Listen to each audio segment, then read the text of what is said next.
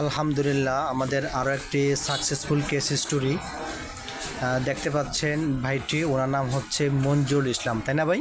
জি। মঞ্জুরুল ইসলাম, ওনার বয়স হচ্ছে 30 বছর। উনি দীর্ঘ 6 থেকে 7 মাস যাবৎ কানের পাশে একটি টিউমার সমস্যা নিয়ে ভুগতেছিলেন।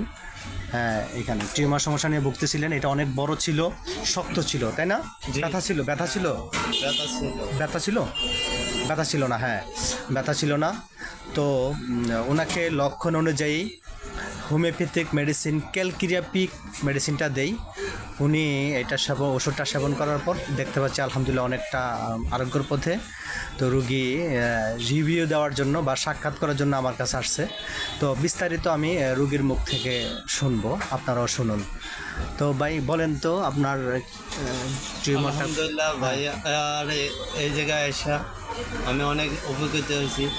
এর আগে আমার এই টিউমারটা 6-7 মাস যাবৎ আমার ডান কানের পাশে ছিল।